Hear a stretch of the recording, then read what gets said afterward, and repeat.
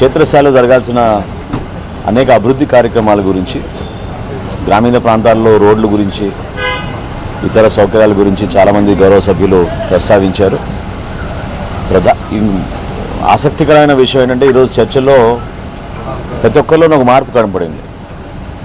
ప్రజలకు ఇంకా మెరుగైన సేవలు అందించాలి, ప్రజలు కోరుకునే విధంగా మనం పరిపాలించాలి, విలువలతో కూడిన రాజకీయాలు చేయాలనేది గౌరవ సభ్యులందరూ కూడా ఒక విజ్ఞప్తిలో, అదేవిధంగా వాళ్ళ మనసులోని మాట వాళ్ళు బయటపెట్టడం నిజంగా మనందరం కూడా హర్షించాలి. మన ప్రాంతానికి అభివృద్ధి జరగాలన్నప్పుడు అందరం కూడా సమిష్టిగా పనిచేసుకోవాలి. క్షేత్రస్థాయిలో జెడ్పీటీసీలు, ఎంపీపీలు, ఎంపీటీసీలు, సర్పంచులు, అదేవిధంగా రాష్ట్ర స్థాయిలో గౌరవ శాసనసభ్యులు, గౌరవ మండలి సభ్యులు, మంత్రులుగా మీ అందరం కూడా చంద్రబాబు నాయుడు గారు, పవన్ కళ్యాణ్ గారు చేస్తున్న కృషిని క్షేత్రస్థాయిలో తీసుకువెళ్ళి ప్రతి ఒక్కరికి, ప్రతి ప్రాంతానికి పార్టీలకు అతీతంగా మెరుగైన సేవా కార్యక్రమం అందించాల్సిన బాధ్యత మా అందరిపైన ఉంది. అదే విషయం గురించి ప్రస్తావిస్తూ ఎవరైనా సరే లా అండ్ ఆర్డర్ విషయంలో ఉపేక్షించే ప్రసక్తే ఉండదు. అందులో పలానా పార్టీ అనో లేకపోతే ఇంకెవరన్నా విషయం ప్రస్తావించాల్సిన అవసరం లేదు. ప్రభుత్వం ఖచ్చితంగా ఉక్కుపాదంతో ఒక మంచి పరిపాలన అందించడానికి కోసం మేము చేస్తున్న ప్రయత్నంలో భాగంగా కొన్ని కఠిన నిర్ణయాలు ఖచ్చితంగా ఉంటాయి.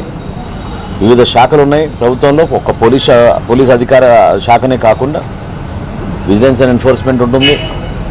ఎక్కడైనా ఈ బియ్యం పంపిణీ విషయంలో దళారులు ఈ రోజుకి కూడా సామాన్యులను ఇబ్బంది పెడుతూ సక్రమంగా రేషన్ షాపుల ద్వారా అందించాల్సిన బియ్యాన్ని పేదల పొట్ట కొట్టే విధంగా కొంతమంది బడాబాబులు ఇందులో చాలా లోతుగా పాతుపోయారు.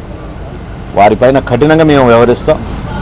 నిన్న కూడా జాయింట్ కలెక్టర్ గారు దాడులు చేశారు.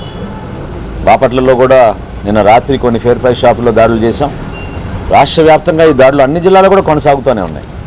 సమగ్రమైన విచారణ చేసుకుంటూ దీనిపైన సమాచారం ఒక రోజున ముఖ్యమంత్రి గారి దృష్టికి తీసుకెళ్ళినప్పుడు ఆయన కూడా ఏకీభవించి దీని గురించి ఖచ్చితంగా రాష్ట్రంలో గతంలో ఎన్నడూ లేని విధంగా ఒక మంచి సంకేతం ఇవ్వాలి. మనం పీడిఎస్ రైస్ని దారి మళ్లించకుండా మా వ్యవస్థ, మాతో పాటు ఉన్న రెవెన్యూ వ్యవస్థ, క్షేత్రస్థాయిలో పోలీస్ అధికార యంత్రాంగం, అదేవిధంగా ప్రజాప్రతినిధులు కూడా ఇందులో కలిసి రావాలి. ఎవరికి ఎటువంటి సమాచారం ఉన్నా కూడా అది మిల్లుల్లో కానివ్వండి, ఫేర్ ప్రైస్ షాపుల్లో కానివ్వండి, లేదా కొంతమంది ఎండియూ వ్యాన్లో ఏ విధంగా వీళ్ళు తరలిస్తున్నారో బియ్యం అందరికీ తెలిసిన విషయమే. దయచేసి అటువంటి ఏమైనా ఉంటే మీరు తప్పకుండా సమాచారం మాకు అందించండి. ఆ మార్పు మేము తీసుకొచ్చి మంచి పరిపాలన అందించే విధంగా పేదవాడికి అన్ని విధాలుగా సంక్షేమంలో ఎక్కడ కూడా లోటు లేకుండా చూసుకోవాల్సిన బాధ్యత మా ప్రభుత్వం పైన ఉంది.